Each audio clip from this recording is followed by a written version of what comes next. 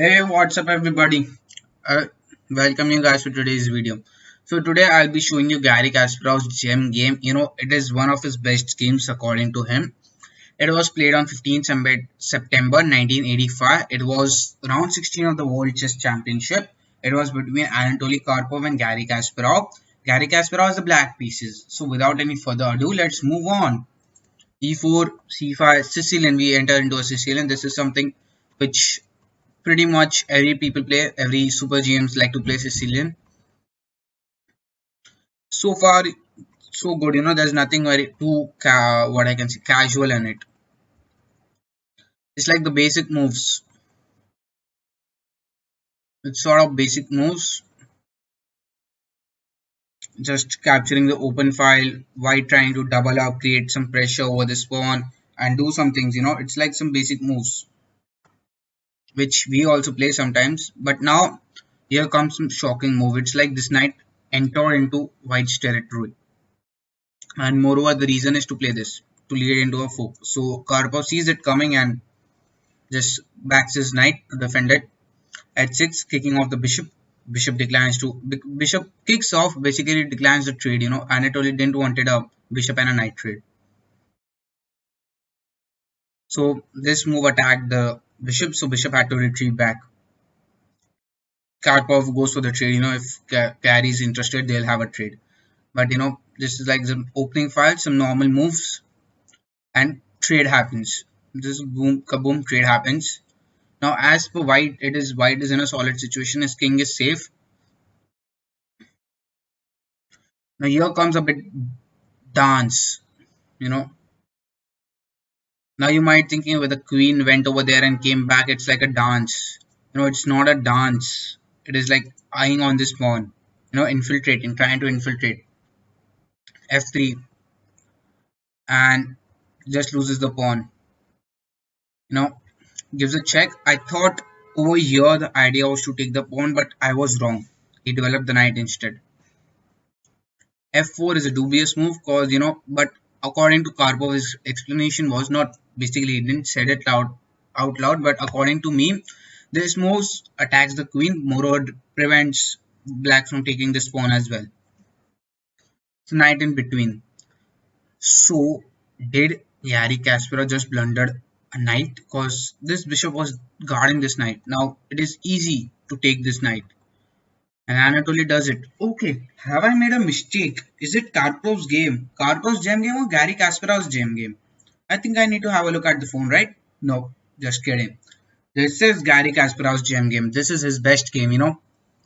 Let's see why it is best game and why it is gem game. So boom, here comes the knight fork. Now you might be thinking that there is some sort of explanation I'm going to give you. So what happens if this is played? Queen trades. You might be thinking this is like a good queen trade, right? No, this is not the queen trade. If this is played, kaboom. Okay, this is something like material up. Moreover, I have one more theory to this, or rather say one more move.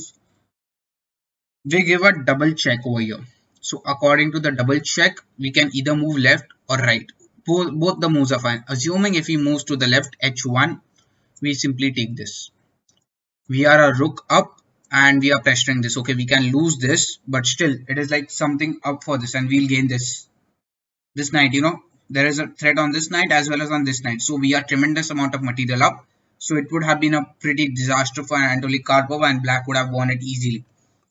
So let's go back and see why he took with this.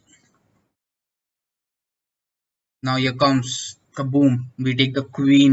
That was pretty obvious. We are going to take the queen, win the queen. It's like up. This is why you might be thinking there's no insane sacrifice like the evergreen game and immortal game. Then also it is and gem game because this is a gem game because Gary Kasparov constantly was ahead in the lead. He had pressure developed. He was among he was up every time. And this knight take, remember this blunder? This was not a blunder. This was calculated. He calculated these moves.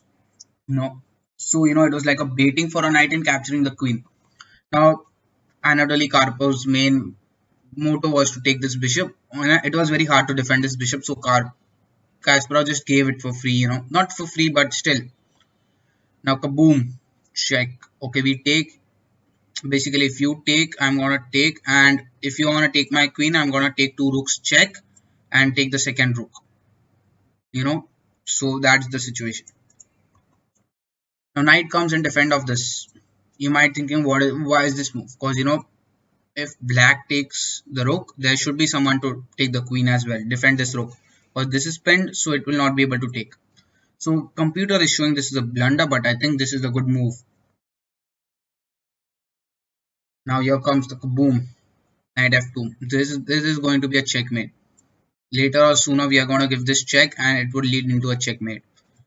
Now this move is played. Okay, I don't understand. It was like mate in two, and Anatoly Karpov basically saw mate in two, but still. Now kaboom. I'm saying kaboom a lot of times because it's a kaboom. It's like total disaster, and here Karpov resigned and Kasparov won the game. If you are thinking why, this is the reason why it was a mate in one. So it was like a pure gem game. It was like a gem game. I thought over here, rather than taking with this, he should have moved the queen, right? No, but still, he would have a chance. Let's see the material. Let's see, calculate that line and see the material count over there. Check. Okay, yes, check. We go back. If this is, sorry, wrong arrows. My bad. If this is taken, then we take the queen as well. But see, let's see the other variation. So we are only a rook up. So that is 5 points of material up, and in that scenario it was like 3 points of material up because Karpov gained a knight and a bishop against a queen. So this would have been a bad line as we calculated it.